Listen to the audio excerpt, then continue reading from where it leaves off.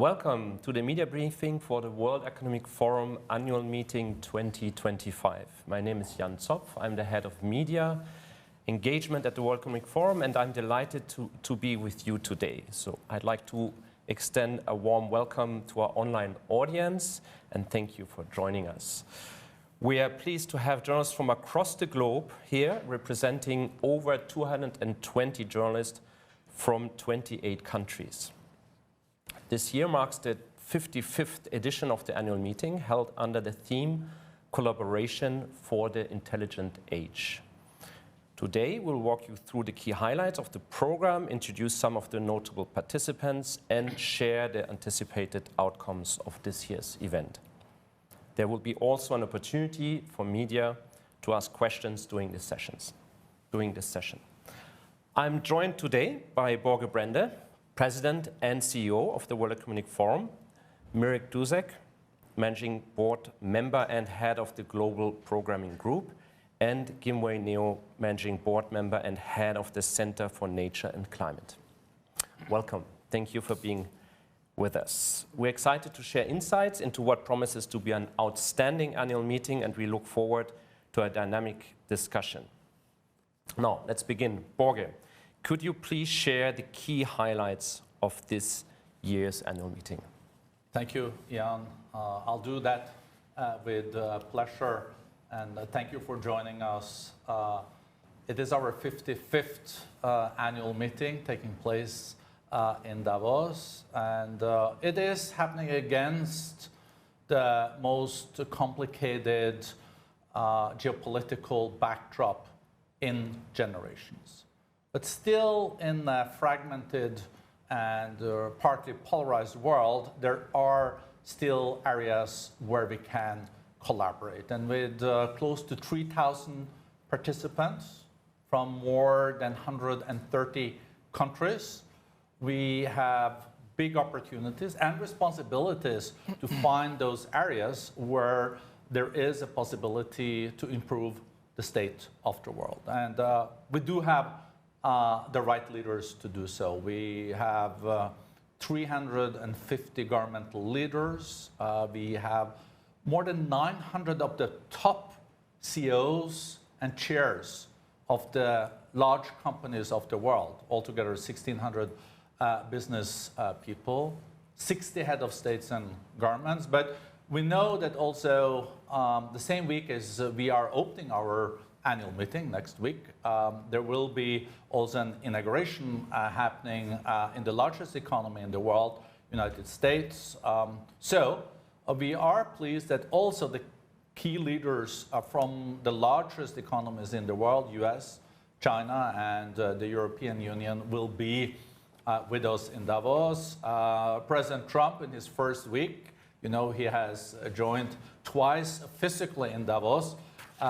Before as president, he will on Thursday afternoon, he will join us digitally, online, live, in a dialogue with our participants. We think that will be a very special moment also to learn more what the new administration has of policy priorities. At the opening, it will be President Ursula von der Leyen opening the meeting, also with a new mandate on behalf of European Union. And following then Madame von der Leyen will have also Vice Premier Ding from China, also member of the Standing Committee of the Politburo. So these leaders together with the 60 head of states and governments and the business leaders and also civil society and labor unions will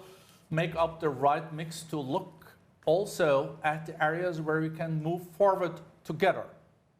There are opportunities, and as I said initially, there is also responsibilities. If you look at some of the most pressing issues, for example, future pandemics, we cannot deal with that alone.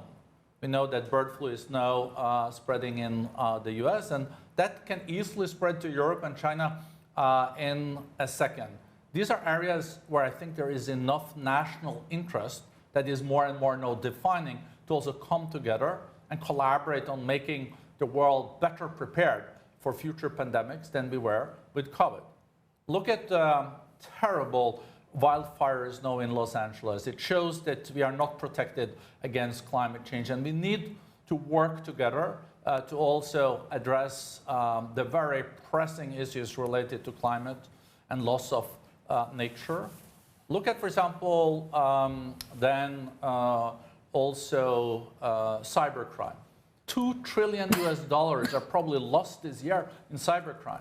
There is enough interest among the G2, US and China. It should be at least, that is 45% of the global economy together, to find ways to avoid that this is spreading.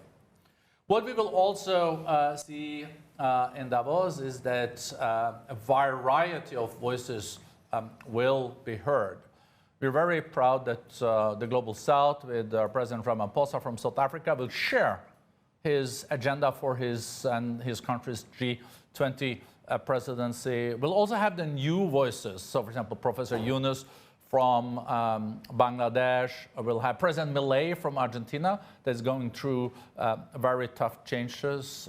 The new foreign minister of Syria will share what are they planning, where is Syria heading moving forward. And on the foreign policy side, we will have the core and critical mass to really go deep on West Balkans, on Myanmar, on the Middle East, on the Horn of Africa, the forgotten conflict in Sudan that is also turning into, unfortunately, a proxy war. We'll have more than 40 foreign ministers there in Davos. And we also know that even if geopolitics look difficult, the global economy has held pretty well.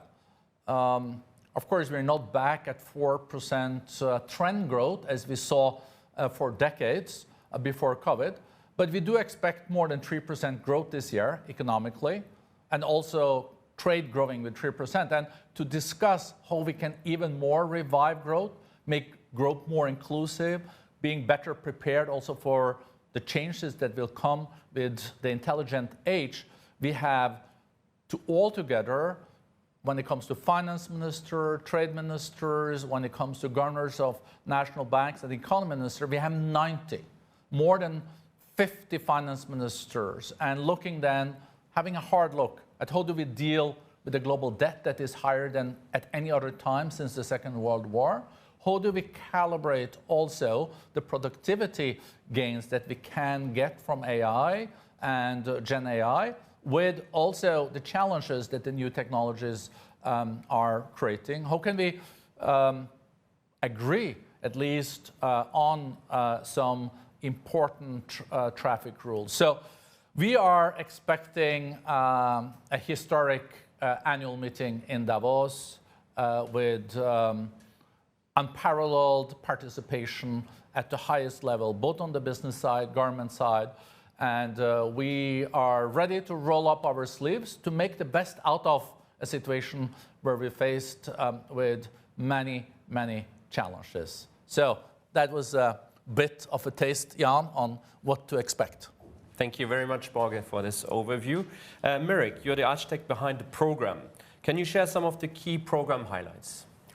Just to expand on the overall theme and the program of the annual meeting, Collaboration for the Intelligent Age, it is linked first and foremost to this deep sense of being on the cusp of a new era for the world economy, or at least in transition to a new situation for the world economy. And what we are tracking in the program are two big forces, two deep forces. On one hand, we are living through quite a unique time in terms of rapid technological advancement, exponential innovation. And on the other hand, we are tracking deep forces of fragmentation geopolitically, geoeconomically, and also in certain societies around the world. So it is really at the intersection of these two deep forces that, as Børge Brende mentioned, we will be gathering close to 3,000 leaders from around the world, from all walks of life, at this key time for the world economy. If I were to double-click a little bit on the concept of the intelligent age, why are we putting it on the agenda, why we think this is a game changer, it is not only one or two or three technologies that are exponentially going to market and transforming industry, economy, and society, but the whole point is that we are tracking that these are whole sets of technologies that are impacting industry, society, economy in that way. And what is also quite interesting and what we are trying to capture is the interlinkage, or the different points of convergence, the feedback loops that we are seeing among those technologies. And AI and Gen AI obviously is front and center of our agenda. It is this super technology, if you will, that interacts with a lot of the other technologies. But we are making a point that really with the notion of the intelligent age, this is a broader spectrum. And so you will see us in the program addressing, of course, AI, Gen AI, but also biotech, clean tech, health tech, space tech, sensing technologies, robotics, advanced manufacturing, advanced energy technologies, and I could go on. Just a little bit on the other force in terms of geopolitical, geoeconomic, and societal fragmentation and polarization. Børge, Brende, I think you have already covered it, but just to say, of course, we are tracking research from the likes of IMF and the WTO. If we have protracted fragmentation in the international economic system, some of these institutions would put it at the threat of a loss of 7% of global GDP. We are also tracking the changing geography of supply chains, trade flows. We are tracking the deployment of different economic policy tools in different economies, including, for example, industrial policy. And we are also, for example, tracking in the program the increased influence of national security considerations in terms of the conduct of economic policy. Maybe just to add one more thing on the program, Børge, you've covered, we'll be focusing a lot on the economy, on growth as well. But of course, this is a holistic program, and so we'll be also putting a lot of emphasis on what it means for people, for societies, communities. The pillar is called Investing in People, particularly big focus on reskilling the future of jobs in this innovation-driven economy. My colleague, Huay, will cover our pillar on nature and climate. Thank you, Mirek. Børge, Brende has already hinted to the outstanding participation. What does the participation look like for business?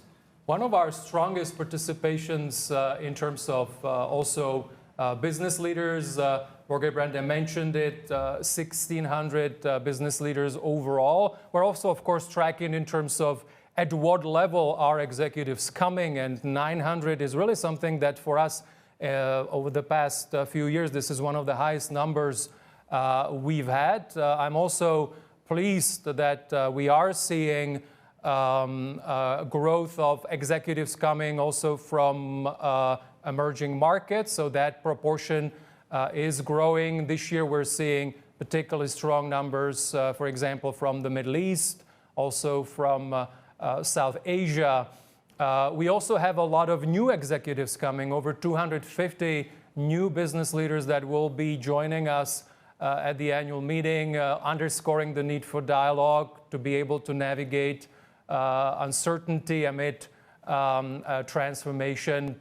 We also are pleased to see that there is more women leaders among the executives that are coming if we compare it to previous years. And finally, which is linked to the intelligent age, we are also seeing growth in terms of technology, connected companies, not only unicorns and high-tech big startups, if you will, but also companies, incumbents that are very much part of this AI revolution.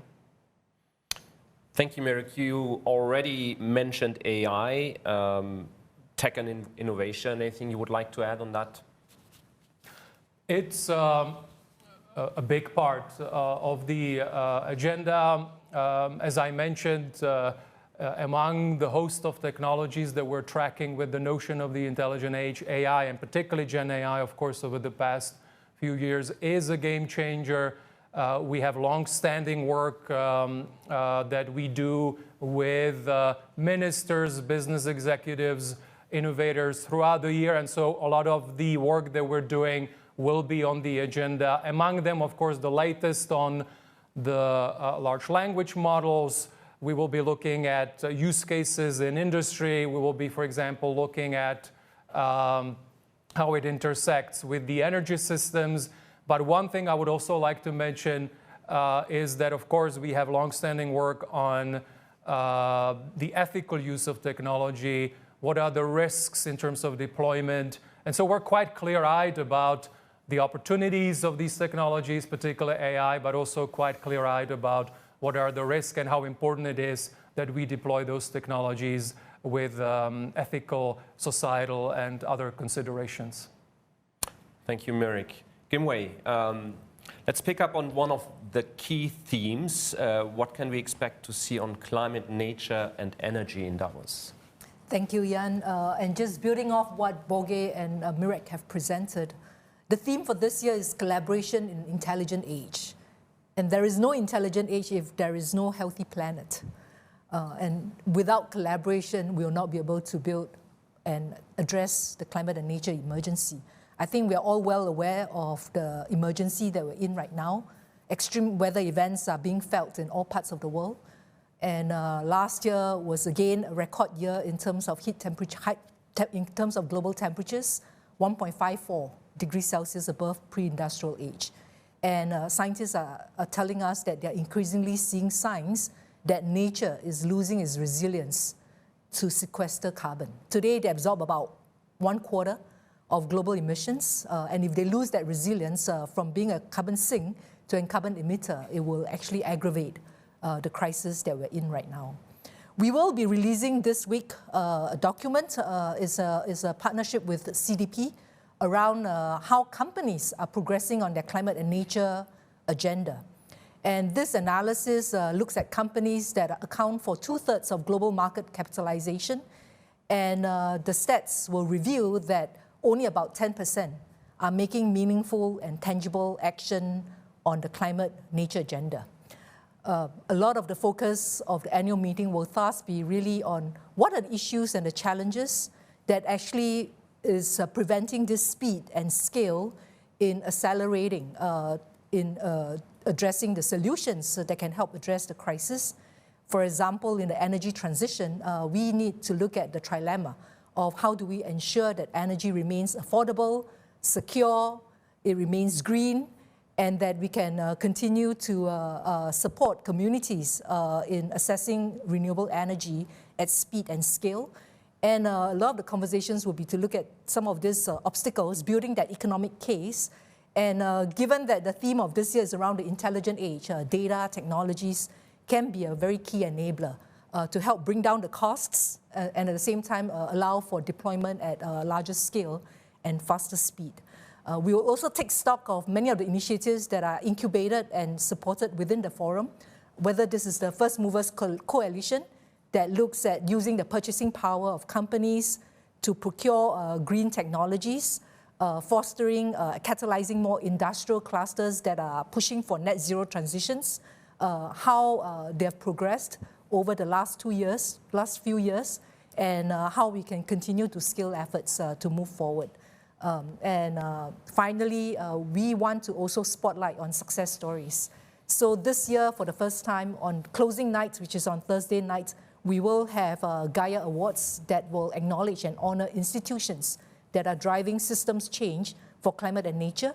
And this cuts across all categories of science, technology, business, partnerships, as well as leadership, so that we can continue to bring hope as well as to show the possibilities of action towards addressing the climate crisis. So that's really the agenda for the week ahead.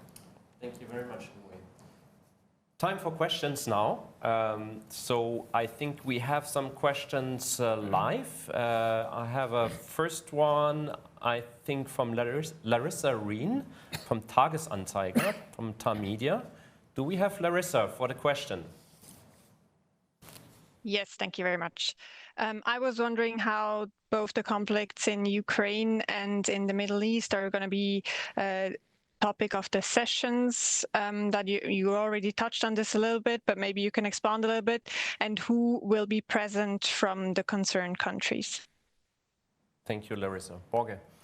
Thank you. And we know that the war in Ukraine is unfortunately continuing with huge humanitarian consequences. We are very honored to welcome back to Davos President Zelensky. He will be with us on Tuesday with a special address. He will also take questions. And as we know, there's also a group of CEOs for Ukraine, because Ukraine will also in the future, when there is no war more, will also have to rebuild. It will, the devastation is terrible, and the CEOs for Ukraine will also be part of that. It will also be interesting to see the political discussions around Ukraine in Davos. Is there a path for peace based also on important principles from the UN Charter? On the Middle East and North Africa situation, as I already mentioned, of course, we're all very interested in knowing the path for Syria. Where is the new leadership heading? Will it be inclusive leadership? How will Syria look in the future? Will Syrians that left be able to come back? Who will we rebuild Syria? We'll have, as I already mentioned, the Syrian foreign minister with us, but we also have the UN Special Envoy Geir Pedersen there that is now trying to find a path forward also for a new constitution and also politically for Syria. We will have President of Iraq with us. We'll have a Prime Minister of Qatar, Foreign Minister also of Saudi Arabia, Prince Faisal. We'll have also Foreign Minister of Jordan there. So there will be a hard look at the situation in Syria. But we should not forget also the terrible humanitarian situation in Gaza. So we'll have a session on also with Sigrid Kaag, that is the Secretary General's Special Envoy for Gaza. What is the path forward? How to also support all the Palestinians that are suffering so much in Gaza today. And in that respect, also, is there a path for future peace? We'll have then the Israeli President Herzog and the Palestinian Prime Minister Mustafa there. So we'll have a rich discussion on the Middle East. It's also interesting that we will have the Special Envoy, UN Special Envoy for Yemen there. Yemen is a wild card in this, and we know that we're all also overall concerned about the potential escalation of the conflict in the Middle East. We were very close between Israel and Iran, and I don't think we're out of the woods yet. So it will be interesting with the strong Israeli delegation there, but we also will have Vice President Javad Zarif of Iran with us in Davos. So it should be possibilities for dialogues, and hopefully we can also find a path forward for peace and reconciliation, and also address humanitarian sufferings. Thank you, Børge. I have another question from you, from Jana Simerlak from the New York Times. She's not able to go live, but I'm reading out the question. So what can gatherings like Davos accomplish in a world that is increasingly skeptical of the free flow of trade and ideas? So, as I mentioned in my introduction, even in a polarized, fragmented world where more and more countries are sticking to purely their national interest, there are areas there is so strong interest in collaborating because it really makes sense. So we have to identify that. We also have to bear in mind that also in the past, for example, during Trump's first period as president, global trade grew, investments grew, economy grew. So we will, of course, face a different trade landscape than before, where we might see more mega regional trade agreements, bilateral trade agreements, but trade should continue to flow. What we have to avoid is a fragmentation that leads to a decoupling, and that's the numbers that also Mirek mentioned previously from the Bretton Woods, saying that total decoupling can lead to 7, 8, 9% then contraction of the global economy. That is like a depression. So that, of course, has to be avoided, and we see no indications for that at all. But new trade agreements, for example, we saw President Ursula von der Leyen made a deal with Mercosur together. EU and Mercosur is almost close to 30% of the global GDP. So that will be a very powerful trade agreement. It's different from the past. But we should also be aware that we have also a lot of agreements around the WTO today. Even if it's hard to make new multilateral deals, 70% of global trade happens under the auspices of the current WTO agreements. I think, though, in the future, where we will see a re-globalization, it's important to make sure that also global trade and investments is also supporting everyone in society, that wealth has to trickle down.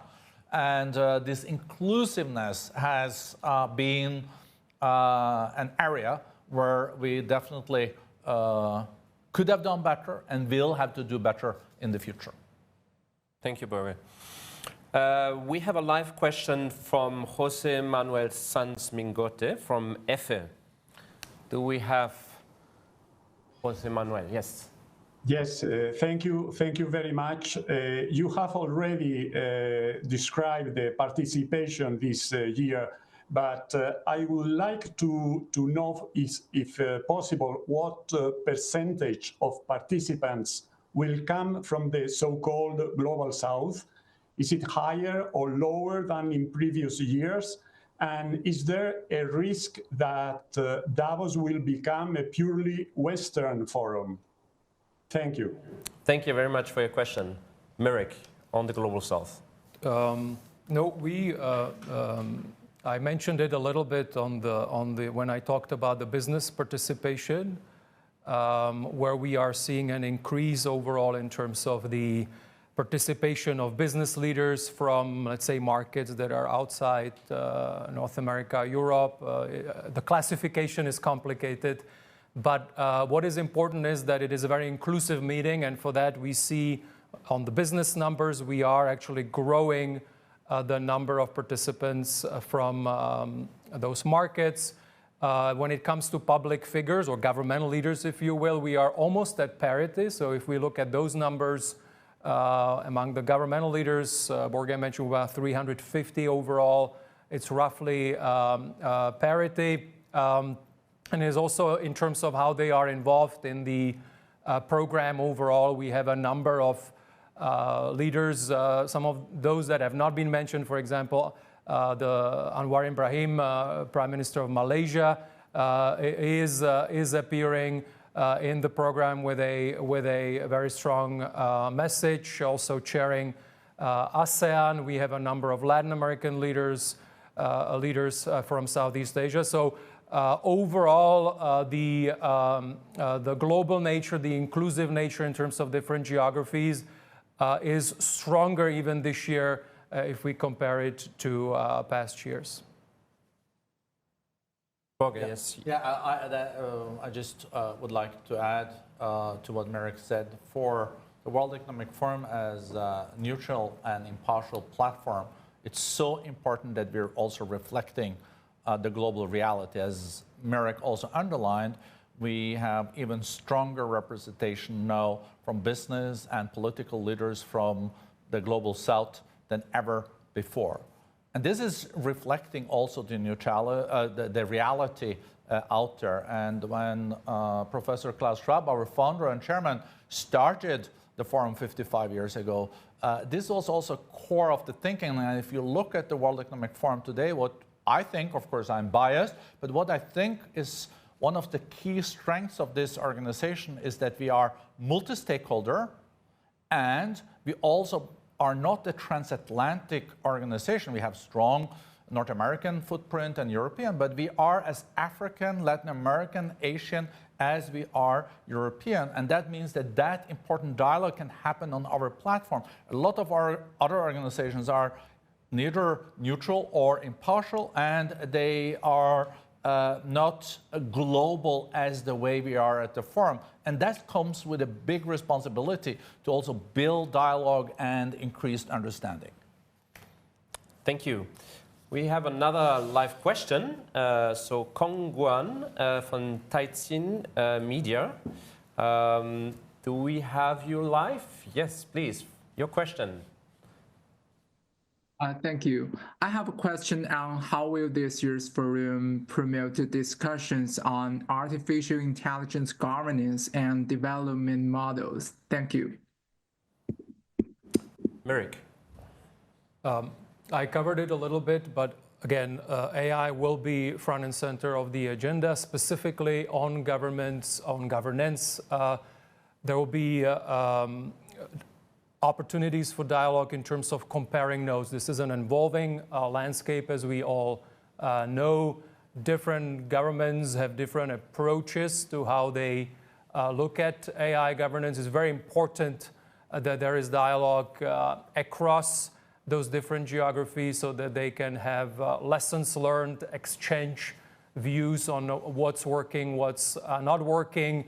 Of course, it's also very important that we take a very multi-stakeholder view of how AI should be governed. I mentioned, of course, the ongoing work we have also around safety, around ethical use. It's very important that in addition to governmental entities, of course, business is part of the equation, but also civil society actors. So you will see us also putting those dialogues together. What is also important in terms of AI governance is, and Børge just talked about the inclusion globally. How do we make sure that the AI revolution that we're all living through actually closes the disparities among nations in terms of technological and economic competitiveness rather than doing the opposite? And so we have a very important initiative that is also going to be very much front and center in the program, really looking at particularly emerging markets, and particularly through the lens of regional collaboration.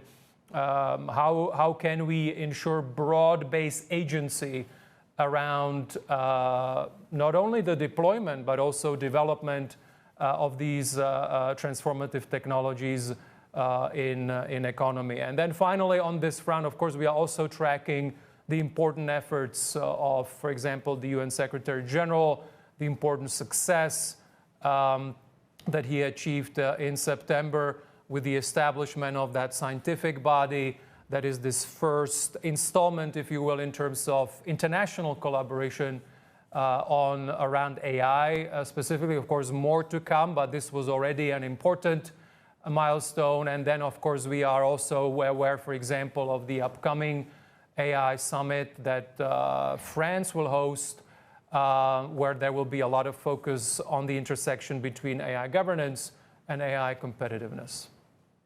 Thank you, Mirek. I have a question here from AP, Jamie Keaton. Do we have Jamie? Yes. Hi, Jamie. Your question. Hi, Yann. Thank you, and hello, everyone.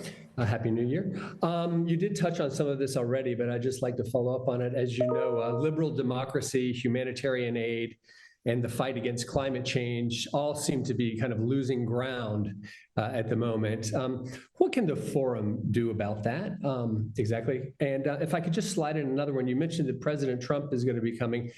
Do you expect any other participants from his administration? Thanks. Thank you. First part.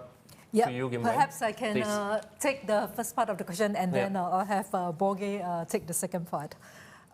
There will be multiple conversations that will be organized around the topics of humanitarian aid, climate, nature, energy. And in the run-up to the annual meeting this week, as well as the week before, we are actually launching a whole series of reports around the risks of inaction, as well as the opportunities, the economic case, the business case for the energy transition journey, how companies can seize opportunities by investing into nature-positive outcomes. And so these reports will inform the conversations going into Davos. And at Davos, there will be multiple dialogues that will be really focused around tangible action that companies, governments can take to support the net zero nature-positive transition pathways. And more importantly, how they can work together to build partnerships that can enable and empower the action in a faster and a much more skilled manner. Thank you, Gilmy. I might add to the second part, because we also received one from Al Jazeera, from Laura Gerler. She said, will any members of the new US administration be attending the forum in Davos? And if so, who? So I'm adding that to Jamie's question before. Børge. Well, thank you. Thank you for that question. We are very pleased that President Trump will join us, as I said, in his first week as president, live in Davos and in dialogue with CEOs also.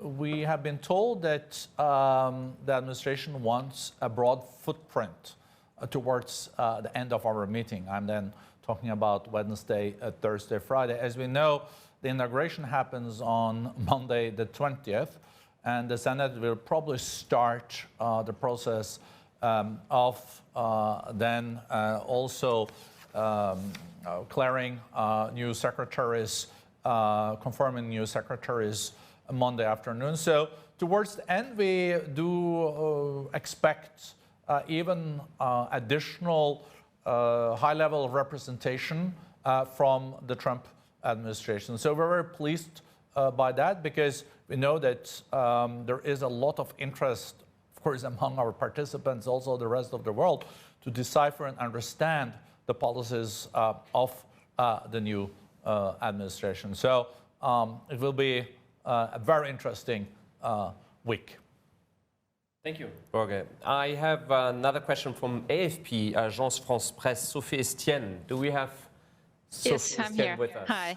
Hi, Sophie. Thank you. So one question, if I may. WEF has always been a synonym from global multilateralism, free trade. So how concerned are you with the state of both of them, considering Trump's return to power and the rise of protectionism a bit everywhere in the world? And a second one, if I may, I mean, you mentioned people from US administration. What about Elon Musk? Have you heard about him? Any chance he may be there? Thank you, Sophie. Back to you, Børge. No, thank you. It is a reality that we are in the middle of two orders. We had one order post-Cold War, and then now it's an unruly time, because we don't exactly know what the new order will be. But we do know it's going to be more multipolar than in the past, but we do also hope that there will be some multipolarity with some multilateralism. We need rules and regulations, but they might be different from the past. But if you look at it with experience we had with Trump first administration, as I already mentioned, trade grew, investments grew. But there is a different landscape where we might see more tariffs. We might see also more nearshoring, friendshoring, so the supply chains will change. But as long as we see trade growth and also global growth, then you can look at it like glass half empty or half full. So it will be very interesting, of course, also then to follow. On the US side, we're also expecting governors from the US with us in Davos and other political leaders. And when it comes to Elon Musk, we don't know. He is, of course, also welcome with Donald Trump when he hopefully comes physically also at our next annual meeting. Thank you, Børge. Thank you to the media. Thank you for the panelists today for joining us. There will be another briefing tomorrow. We're going to launch the Global Risk Report, so you want to tune in to that tomorrow. You can contact us if you need any information on that. Thanks for everybody watching online. We're going to look forward. We were looking forward welcoming you in Davos. Thank you very much.